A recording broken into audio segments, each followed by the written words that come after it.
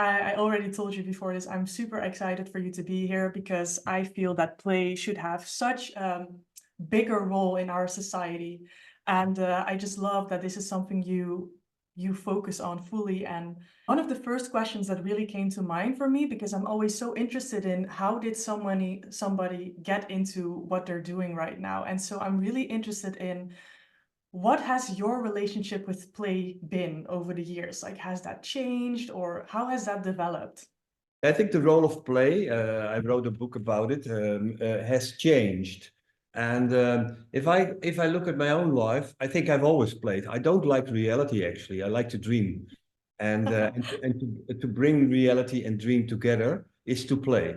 I think in my youth, I was born and raised in a family of 9 persons, and we always played. My parents, there were something, but we were all aligned together, and we told each other stories and or played Monopoly for days or weeks, changing the rules. And for me, it was a bond. It was a bond between the members around something. And that's why people play also. It's something that creates a feeling with the others you play with and the topic. And then after my secondary school, I went to study at the university, but because my parents wanted it, and I didn't want, I wanted to go to the art academy. So after a year, I found out that this was not the way to do it, and I went back to Amsterdam from Delft University and started the Rietveld Academy. I started painting and making books, playing music, everything where play is a part of actually, because play is imagination. And without play, you can't imagine. And it's a process. It's important that play is a verb. So with that, I started to work on my studio in all kinds of interactive art installations, which of course, in that time, an interaction also has something to do with play and games. Started to teach at the Utrecht Art Academy, HKU, where they started also a department in game design. And now, well, you understand actually from one game another.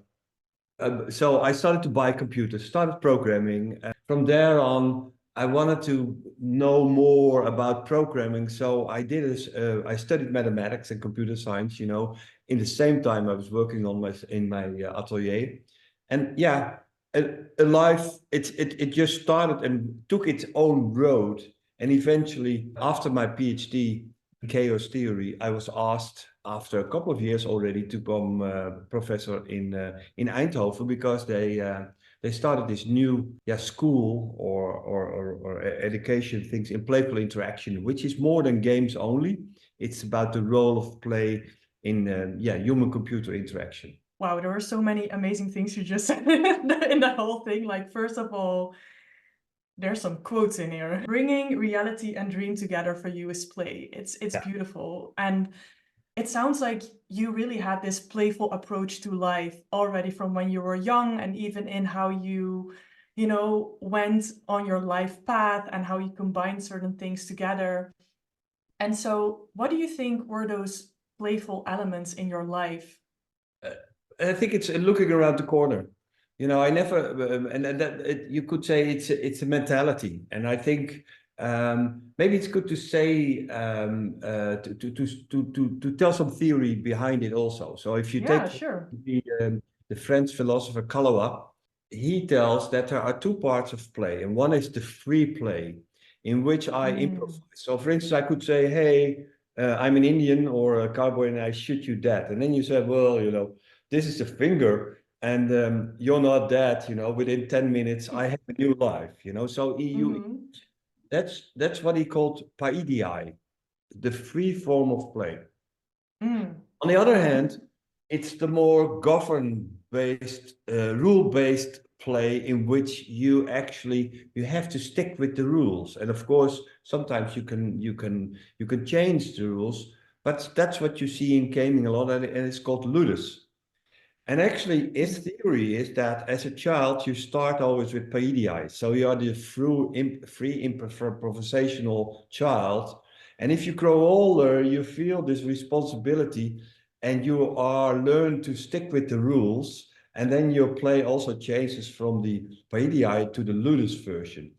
And that's Mm, because we feel responsibility. We are in a system that's mm. so governed by rules.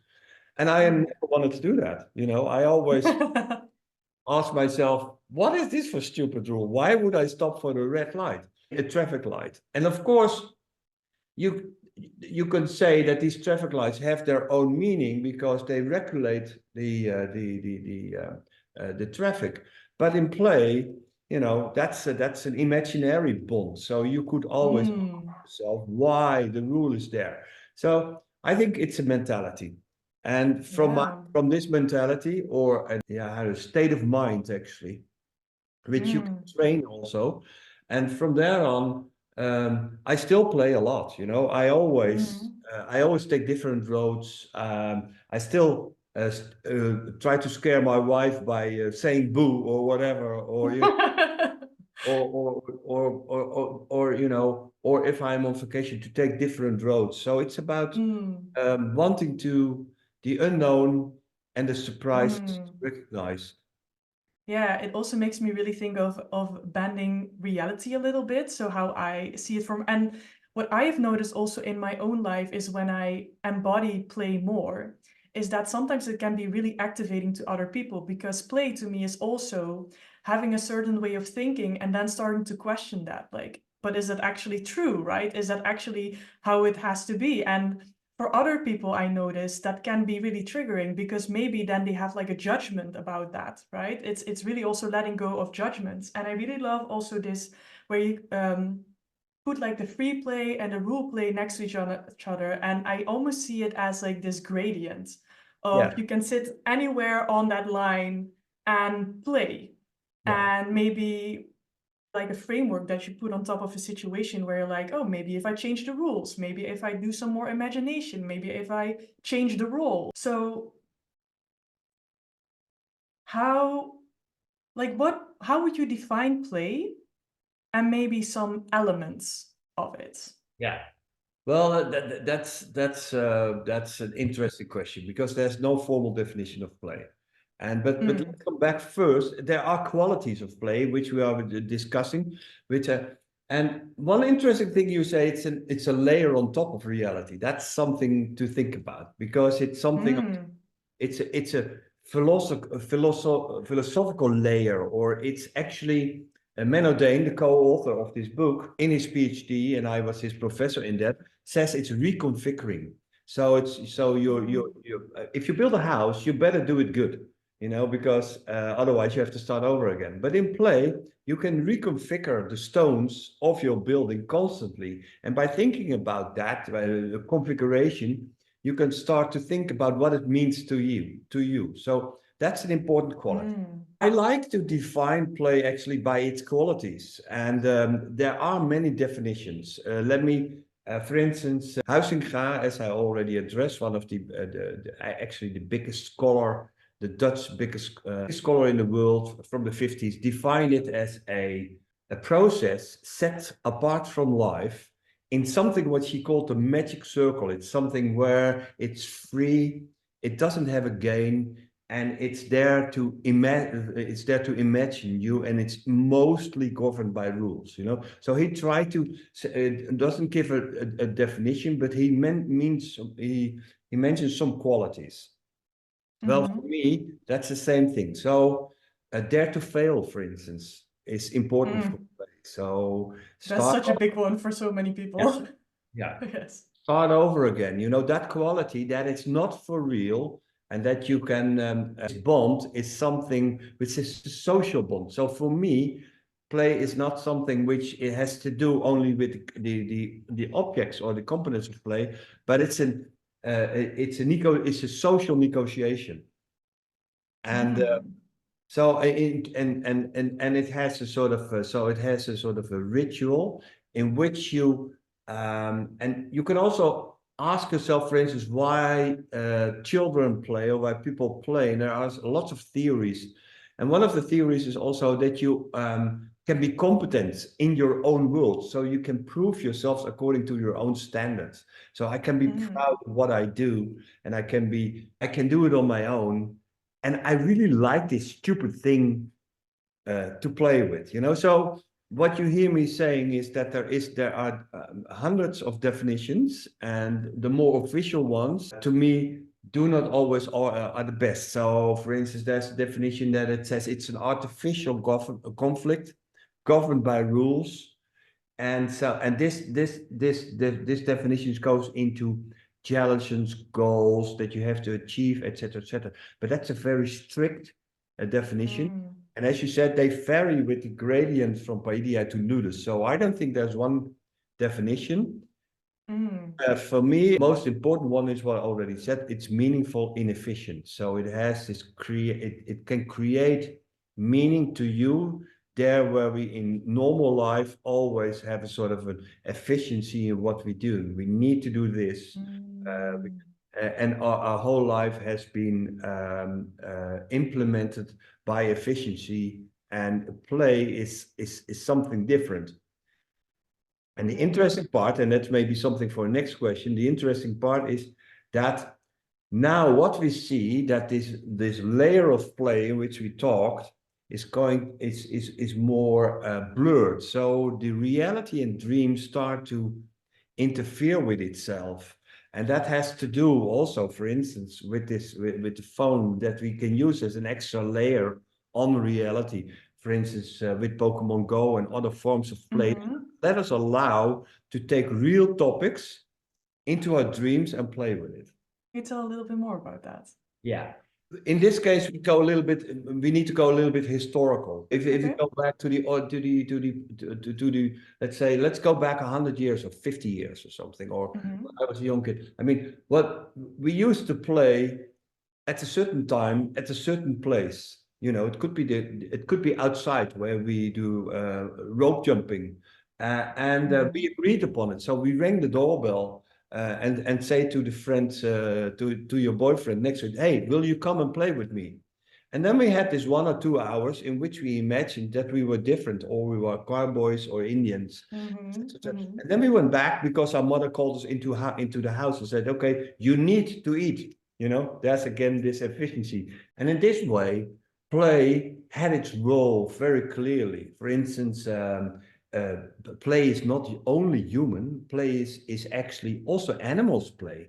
Because by doing this, we learn about reality. So, for instance, if you play father and mother as a child of 5 or 6 years old, you learn, you imagine how it is to have children.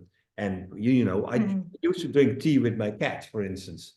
And so how's under the covers. And then we were discussing, you know, I told my cat stories, and of course he didn't say anything back. But you I know, love it. I trained myself to do this, and the cat Mm-hmm. really liked it because he didn't understand it and stopped putting.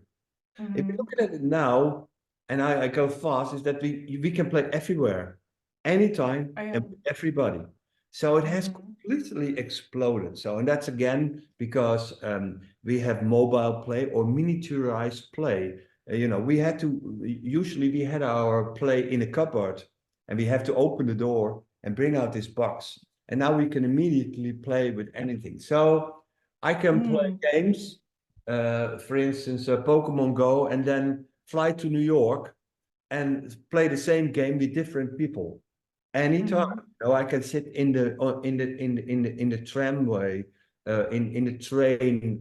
So it's not dedicated to a place anymore, and I can do it everywhere. Mm. So that's an important difference. The Yeah. other thing is that we can play with everything. So it's not Mm-hmm. this imaginary world anymore.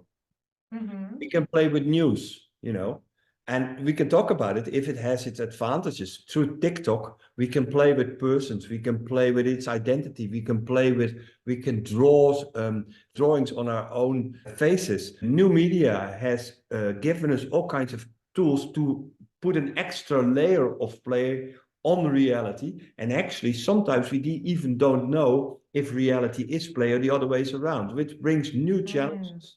And not only new possibilities, but also some new difficulties, you know, so that we don't know Mm.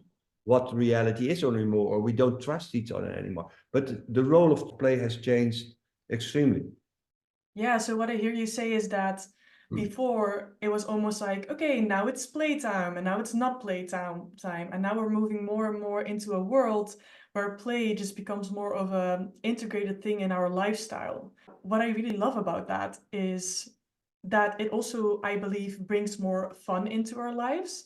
And also often, in my experience, makes us get to where we want to. That is also, we were talking about it before, almost like the paradox of play. Of they always say it's like purposeless, but the more I play, the more I notice that it's actually very purposeful. But I guess that also relates to where you are on the gradient of like rules or no rules. And so if just for people to inspire them, Yeah, let's say you would make breakfast, but now you would add this layer of on play of top, yeah. for example. How would that look differently? Well, I mean, so that's an interesting thing because I did it. When I was a young boy, I used to cut my bread not into slices, but into blocks and build. Really? Yeah. And Cool. so actually what you're doing is you go away from the, let's say, the why you're eating it in the first place, you know. Mm, So it's efficient. So you need to eat. So it's very efficient to make it into a slice and put something on top of it and eat it. So everything is in place, you know, and it has its functionality. But now you go away from its functionality and you start to make castles out of it. And why? Maybe not even to eat it. But be aware that, for instance, cakes and pastry is a sort of play with food, you know. yeah, true. And we Yeah. play with food a lot. And actually, that's what you see now. So we can play with it. So you go away from its original functionality and you go Mm-hmm. into something which is imaginary, which not completely complies with where it's assigned for. That's an essential part, Mm-hmm. you know. Mm. Let's but let's take another example, which is, for instance, creates a better understanding of this role of play. Let's take Okay. healthcare. And in my first Yes. book, for instance, I show lots of children that and patients that use play. And why are they doing? Well, for instance, there's a game. I can't get the name right now, but you can play cancer cells as children Mm-hmm. in a mobile game. And what Mm-hmm. happens is actually that you accept that you have cancer and you get a sort of motivation to fight it. So by playing it, and that's an aspect, a motivational aspect of Mm. play, which sets your mind into wanting to deal with it is an essential part. So if you take these youngsters, for instance, they find and they can do it with somebody else, and that's an important issue again. So I can do it. I can do it by myself, but I also have friends that have the same problem, and I can so I feel strengthened in why I'm playing. So this game environment of this play environment of patience really makes them stronger because they learn how to deal with it not only from playing but also playing Mm. with the others. And that's what's happening Mm. a lot now, that you see communities, for instance, it could be healthcare, but also people that are really scared about what's happening with nature, and they want to bring alternatives to the world, for instance, in their own home environment or in their own whatever, in their own house, and then they come together and play out these scenarios, what they want to do. And so in this case, we see that play has a sort of I would maybe call it functionality. You know, it has a Mm-hmm. for people. And so this role of play, it's not only for fun. What we see now is that we can also Yeah. use more serious topics, and sometimes this is called serious gaming, and I don't like the word term. Serious. No, I don't like that either.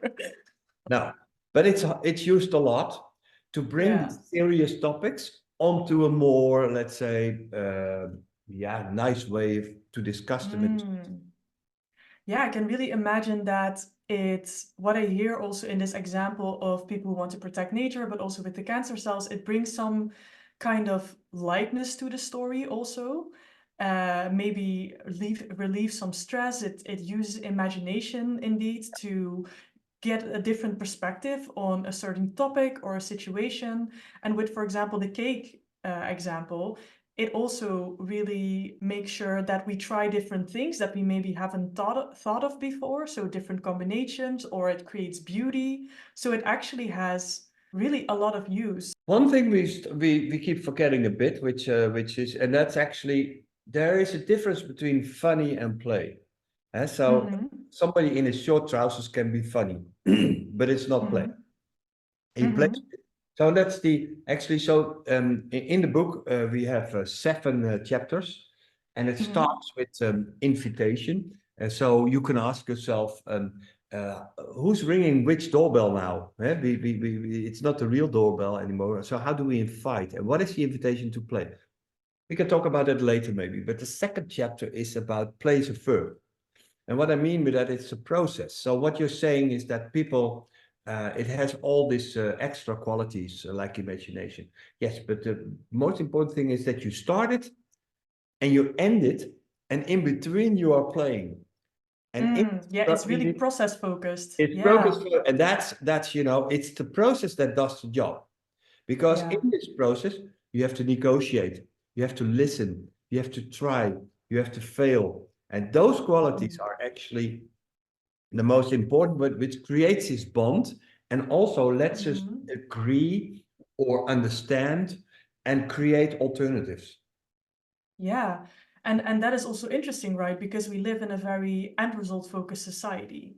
So then I already have heard quite some things that I can imagine, like if I look at my own life, I had difficulty with, for example, failing, being able to fail, or being able to be more processed focused instead of end result focused. And I would love to hear what your experience with that has been with working with people. Because, for example, for me, those were things I really had to learn that were hard for me at the beginning to do. Well, it's one of the reasons why people can't play in many cases. Yeah. No, because it's okay. So you're sitting there and now you have to do something stupid, and people really oh, and so you really have to bring them in this state actually. And Yeah. you really have to invite them again, going back to the invitation. So it's important that it's also free will. So play, and now we come to the design of play, something has to be related because you can't force people to play. Mm-hmm. What we do also, if you now go to design, that if we teach our students to design a game, um, we teach them to put something on the table and start playing with it immediately because you want to see what the process is. So, for instance, Mm. take football. What is the ball? Let's go a little bit into what a play system is. Actually, Yeah. Yeah, I would love that. a play system it has 3 aspects. One is the mechanics. So where do we play with? Mm-hmm. So I can play with this pencil, and in football, for instance, it's this ball, and then this can come with a sort of a challenge. So in football, this could be put the ball into the net and then you score. So how Mm-hmm. simple is that? So that's what you call the mechanics. That's where you play with. The second Mm-hmm. second part is what happens if you play. So, and that's called the Mm-hmm. dynamic. So it's what's happening in the play. And that's the most important part, actually. What we always Mm-hmm. forget because we really force people to bring out things. But what we need to do is to see what they can do with it in this process. So, talking about football again, if you play this with 22 people, all things in your head start working, so you have to improvise, you have to see who's free, you have to think different, you have to play your players on the field in a certain way. Those are all rules which are not in the ball, but they are induced in our head the moment we play. So the dynamics Mm. is absolutely something you don't as a designer have power over, but it's something you're hoping for when people starts playing with it. You understand what I'm saying? So that is more also maybe the chaos part, right? That's the chaos Of part that playing. comes with that. So uh, again, if I bring this to Monopoly, so that here's the box, Mm-hmm. and out of the box there's this board, and there's this board, and there are these peons, and there's this dice, etc., etc. That's the mechanics. But what happens if Mm. you start playing it? Then we make contracts. So I have a debt, but I will pay you back in 3 rounds or something, you know. So we start negotiating and we start improvising, start thinking which is the best solution, etc., etc., and then we fail. And those are not written down on this little piece of paper, because the little Mm-hmm. piece of paper in the box only brings the formalized, rules to the player. But when you play it, new things are induced. That's the dynamics, the Mm. most important part. And let's go back to football. So if you now play with 22 people, and you put it in a stadium, then it becomes culture. So Mm. then people start to shout, put money, fighting, etc., etc. So now you can see, and this is the picture of play, that a small thing like a ball and a net brings 22 people in a state of excitement and also delivers experiences to the public, which becomes culture. And that's a theory that Huizinga had, that play is always brings forth culture. He says actually that play is responsible for the culture we live in, so that it has an essential role. For us, it's important to see that play is not mechanics, but play is dynamics. So if you design for play, Mm. you can put the things on the table, but you should immediately invite the players to play with it in order to understand what they're doing with it. Mm. That's the So essence. then the dynamics actually really come from creating kind of a situation, inviting certain objects in, and then just seeing what the people do with that. For instance, all right, we could say let's tell each other stories, which is a form of play. Well, you know, that's simple, but it only happens when you say one sentence. So we had this, for instance, imaginary stories with my brothers, and then I said, "All right, there once was a king, and in the 19th centuries, and he wanted to start railroads, and and then we stop, and then my brother started to think about the names of the stations, So he brings out a new dimension, and then react. So plays a verb, it's interactive, and it's something Mm-hmm. which you constantly have to react to what somebody else does. Yeah. And that's something which only happens in the dynamics. So play is dynamics. Play is not mechanics, play is Yes. dynamics. I love this because this can also give people like a very tangible way to start playing with things, right? So maybe in a company, they can say, okay, we have this certain topic and this other thing, and then we bring someone from marketing, someone from social interaction, someone from this together, and we just start to see what exists. Because when I think of your example of football, let's say we put people with a net and a ball in a stadium with 22 people. It also depends on the qualities of the people that are there, right? If nobody has foot to, kick the ball, then it becomes a totally different game. If these people all come from backgrounds that were very individualistic, it becomes a different game. So it's really also grounded in what the historical stories maybe of a society or of the people are, what their skills are. It's like all these different elements coming together, I think. Exactly. But I mean that's life. Life is social negotiation, and play is the same thing. But then we build these social negotiations, and we can bring that to a real world. So if you take, for instance, knights in the Middle Ages had to train, so they were put on a Mm-hmm. horse, and then they had Oh, to yeah. stick, Oh, and with they the sting, yeah. right? And then, okay, yeah. I understand what you mean, but Why was that actually? Well, it was to let them learn how they would do this in practice when they needed to mm, fight. But they brought it into an environment in which you could fail and start over again. So the thing that you have been saying is quite interesting, because that's what you call role play. So if you bring different mm, people with different backgrounds and they play a role. It could be, for instance, the knight, or it could be the king. You can start playing, and because you create a context in which you can play. And this is happening a lot now, for instance, in city planning, where you bring, for instance, mm, mayor, the inhabitants, an engineer, an expert on circularity together, and you put a problem on the table, for instance, of building a new neighborhood. And then you can draw a map, and you can bring all these houses and then discuss it. So in this dynamics, then all the things that you want to discuss started to come to alive. And if you Google, and for instance, Akim Tan founded this company, Play the City.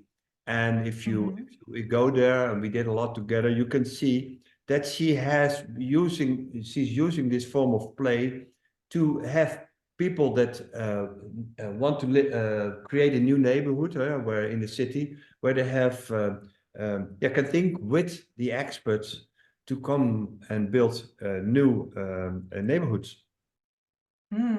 Super interesting. This also really makes me think of how you see this more and more also in like coaching and mental wellness. For example, one exercise that I learned is an empty chair process, where you put two chairs in front of each other, and you put a part of you, maybe like a child part of you, on the other chair, and then you constantly switch the chair, and you have to talk from the other person.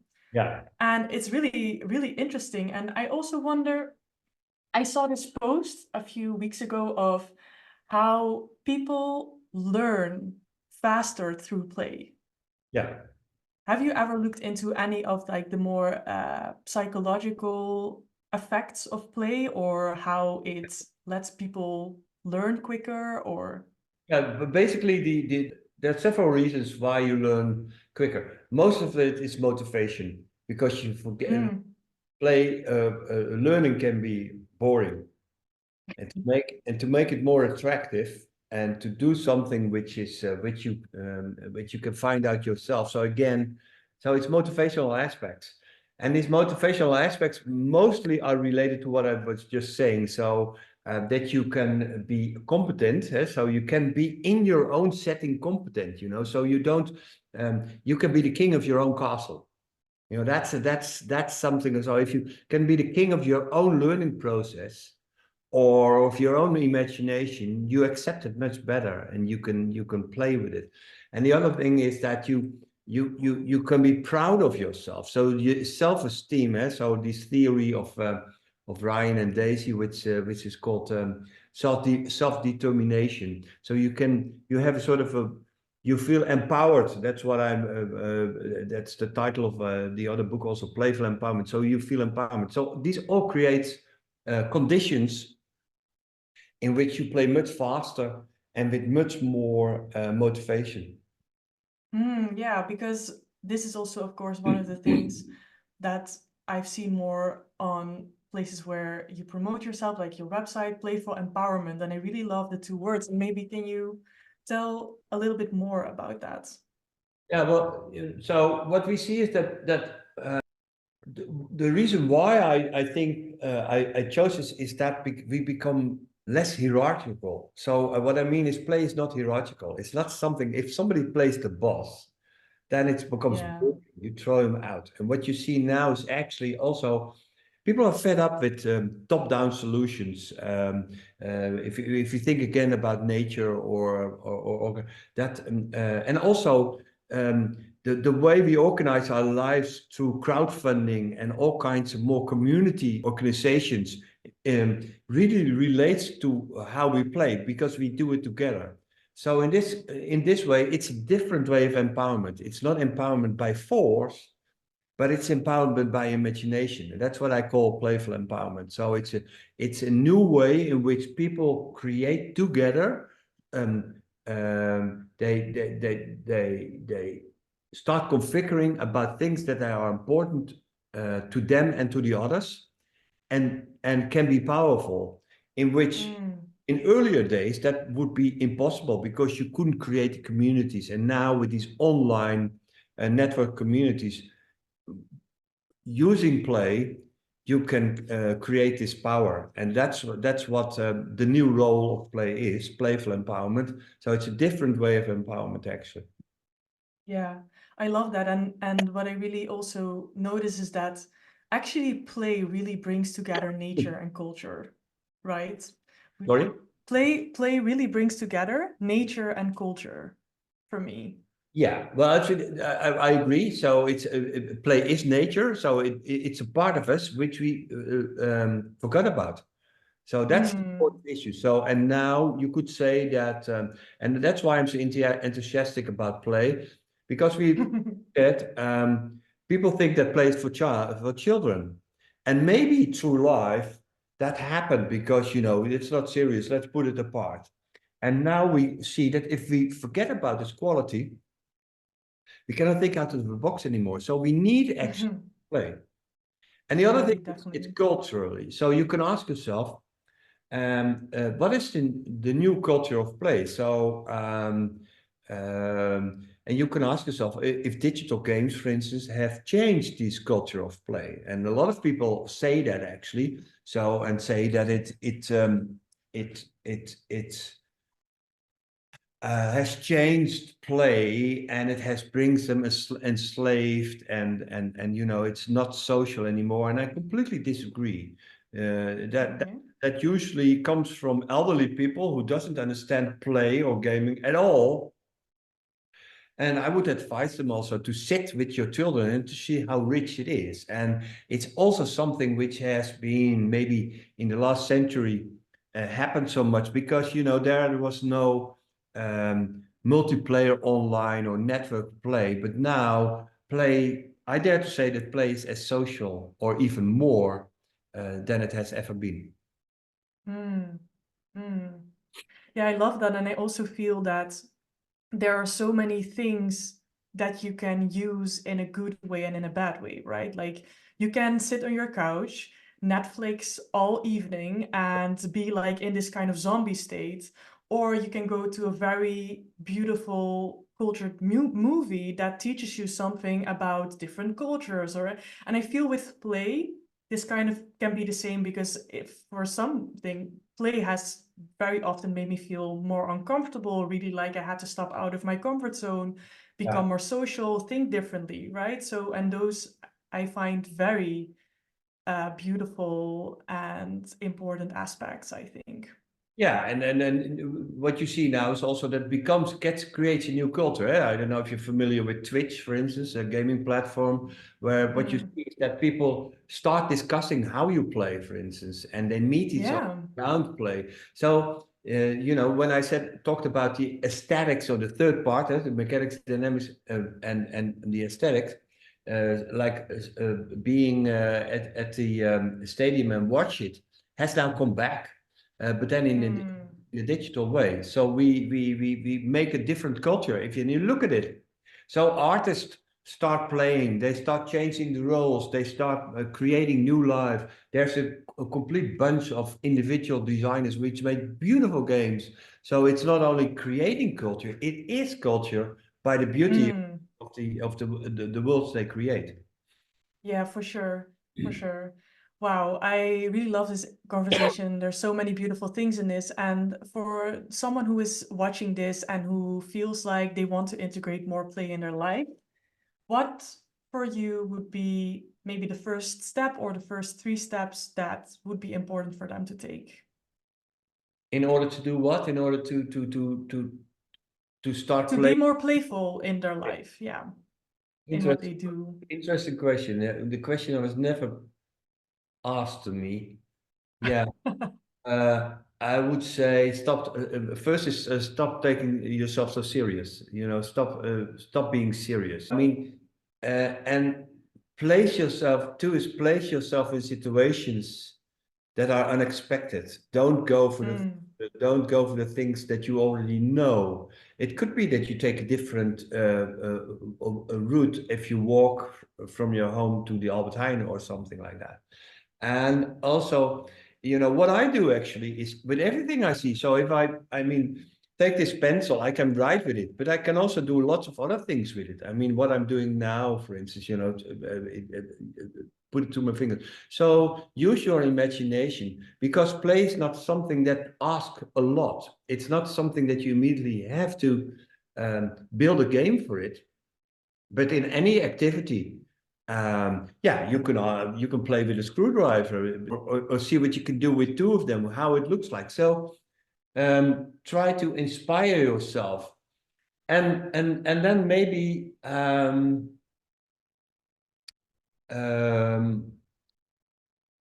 ask yourself in which situations you can play more. For instance, in your office or in the activities that you do, and start changing the things. So what I'm trying to say is, don't formalize it immediately into something which you have to build something with it, but first start with the first layer of your own activities, which you don't take serious anymore. So that would be my first step, my first introduction, you know. It's, I think, this first layer that we've been talking about that they can add to their lives. And I really love it. I really love how you explained it. And it feels very tangible, something that people can do. And then as last question, is there anything else you still would like to share or say or? No, I don't think so. I think actually the talk was quite inspiring, and I think it's really so. Of course, maybe I can say something on the book. Try to read it. So the book is about how play has been changed and now brings in these qualities, as we discussed in this interview. It also shows you how to design play for yourself. So it's a very interesting book. There's another book, Action Design for Urban Futures, which is available all by Yapsam. And there you can see, if you, for instance, are working in healthcare or, for instance, in education, how you can bring play to others. And Oh, I love that. bring certain goals. For instance, could get elderly together that are lonely, and in an elderly home, and see how you can bring play to the environment. So it has a very straightforward plan on a canvas in which you can design. And so that would be my second stage, in which you try to make a play out of nothing, a game out of nothing, but set yourself a goal. And I would say, read the book, and then try to make a play for someone, try to make a game for somebody else or for yourself, and play it. Love it. I thought this was a very interesting talk. I really, it really inspired me also. And yeah, I hope you can enrich your life and your business with it also. You have so much knowledge, and we went into so many different directions that we could even, you could even go deeper into, but I think it is a beautiful first outlay for people who want to know more about play. And as a last question, where can people find you? Do you have a website or? Yeah, so I think you already mentioned it. There is a website, Role of Play. I think it's roleofplay.nl. Yes. There you can find myself. And there is also an email address. So if you are interested, you can email me.